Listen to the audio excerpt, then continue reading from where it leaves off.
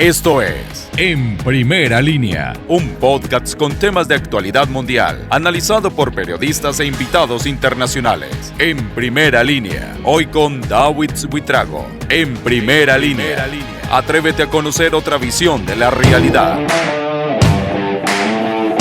Bienvenidos a En Primera Línea, un podcast de actualidad mundial donde hoy hablaremos del Reino Unido y de cómo se dio la caída del primer ministro Boris Johnson. El programa se titula Boris Johnson, la historia de cómo un mentiroso compulsivo llegó a ser presidente de una de las principales potencias del mundo y en teoría una de las democracias más fuertes del planeta.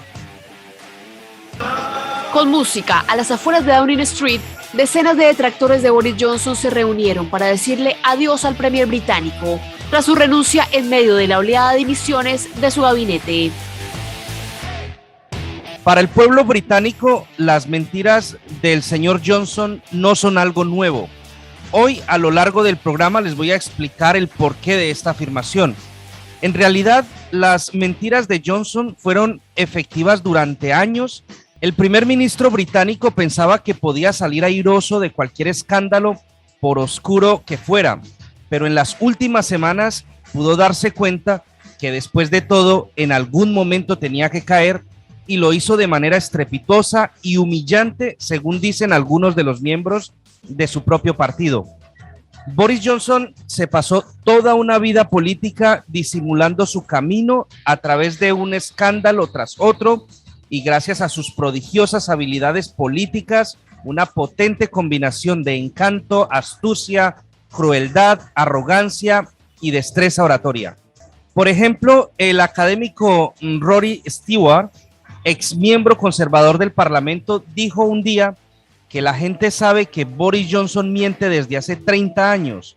Palabras muy duras provenientes de un miembro de su propia bancada política. Incluso Stewart fue más lejos y aseguró que Johnson es probablemente el mejor mentiroso que hemos tenido como primer ministro y que ha demostrado conocer al menos 100 maneras diferentes de mentir. A diferencia del expresidente norteamericano Donald Trump, otro político con una relación a menudo distante con la verdad, el enfoque del señor Johnson rara vez ha sido engañarse a sí mismo para actuar como si fuera verdad. Más bien, con sus mentiras, reformulaba sus declaraciones a medida que nuevas informaciones iban saliendo a la luz pública. Ahora escuchemos a Oscar Guardiola. Él es profesor de Birkbeck College University of London, quien explica cómo muchos británicos ya esperaban este desenlace por parte del ejecutivo de Johnson. El público británico no se sorprende ante la renuncia de Boris Johnson. Había sido escándalo tras escándalo, demostración de incompetencia tras demostración de incompetencia.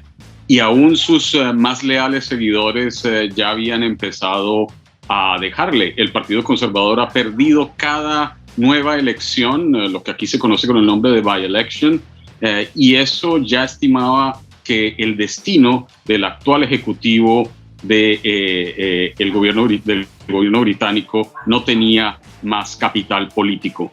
En este momento ello implica una serie de consecuencias muy difíciles para el gobierno británico. Recordemos que el centro del gobierno británico es el Parlamento, no el Ejecutivo.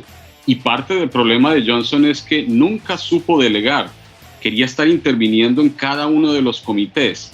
Y es por eso que todos los ministros empezaron a renunciar, y esa hemorragia de ministros ahora ha causado la cancelación de casi todas las reuniones de los comités parlamentarios. Así que el gobierno británico va a estar en dificultades para operar, máxime cuando Johnson ha expresado que él querría quedarse hasta el otoño, algo que ha caído muy mal entre sus copartidarios y la opinión pública en general. En Primera Línea, escúchenos a través de las diferentes plataformas: Spotify, iVoox, Apple, Google Podcasts y muchas más. Todos los lunes, miércoles y viernes. No te lo pierdas.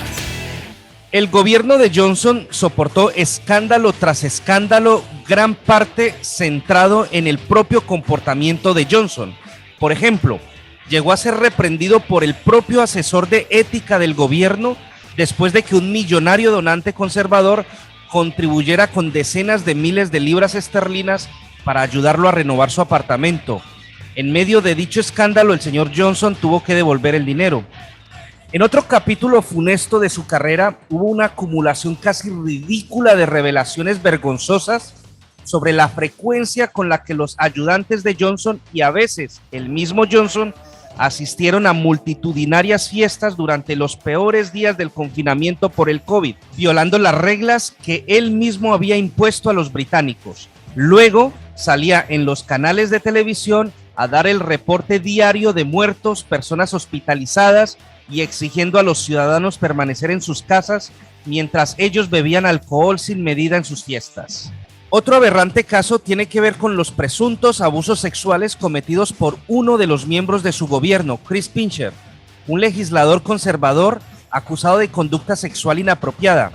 Boris Johnson aseguró inicialmente que antes de nombrar a Pincher no tenía ni idea de esas denuncias que existían en su contra. Al día siguiente se publicaron varios reportes donde estaba claro que sí lo sabía y que aún así decidió ponerle en su cargo. Y esto pues fue finalmente la absurda mentira que llenó el vaso de los conservadores, que estaban hartos de la actitud y la falta de seriedad del primer ministro, que terminaron por inclinar la balanza en su contra. La pérdida de confianza fue tal que más de 50 altos cargos de su gobierno renunciaron de inmediato y le pusieron contra las cuerdas. De hecho, son muchas las voces que piden que su renuncia sea inmediata y que ya no tiene capital político como para aguantar hasta octubre. Recordemos que Johnson dijo en su discurso de renuncia que se mantendrá en el cargo hasta que su partido elija a su sucesor. Precisamente le preguntamos también al profesor Oscar Guardiola si está de acuerdo con las informaciones que indican que Johnson tendrá definitivamente que dejar el número 10 de Downing Street antes del otoño debido a las presiones de su propio partido.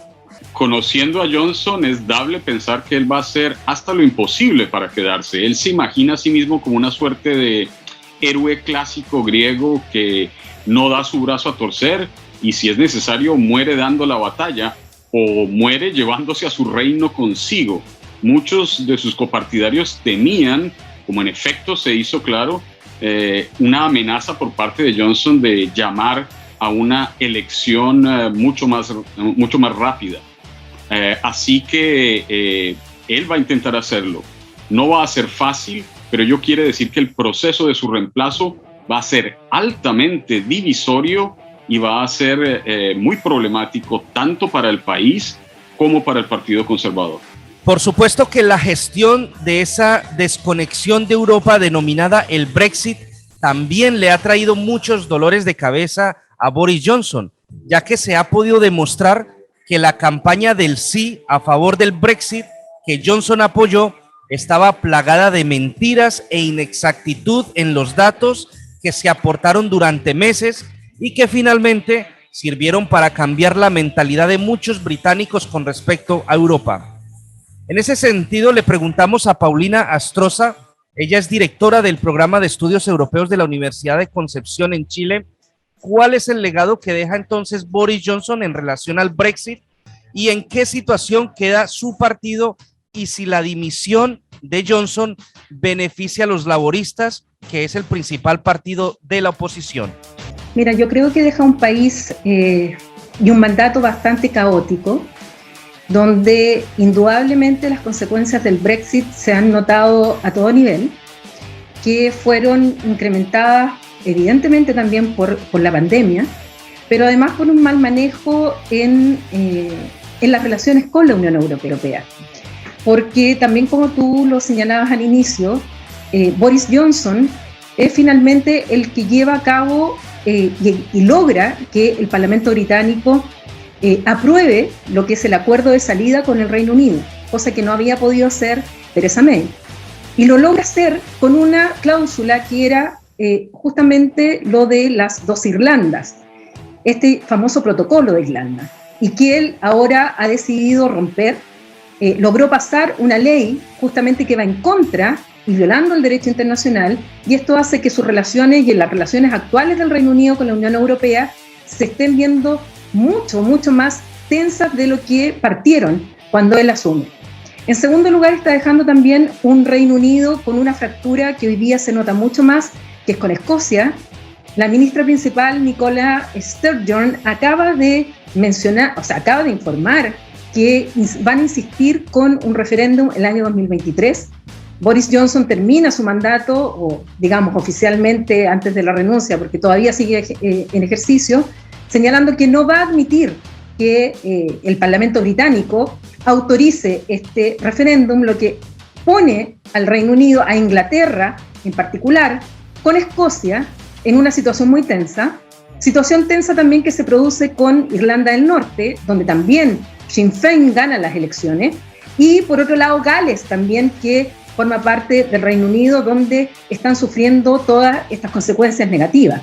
Está dejando un partido conservador con una falta de liderazgo clara, porque no se sabe bien quién va a asumir como reemplazante, con un partido laborista que está subiendo en las encuestas, que si las elecciones fueran hoy día ganaría, donde han perdido en algunos distritos y en las regionales particularmente, perdieron mucho espacio, y fundamentalmente lo que se llama el muro rojo, que es el área norte donde el Partido Laborista perdió muchos parlamentarios en la elección de 2019, bueno, se han ido recobrando algunos espacios ahí, y lo que el Partido Conservador tiene y el Reino Unido hoy día es un desafío tremendo ante un contexto internacional de incertidumbre.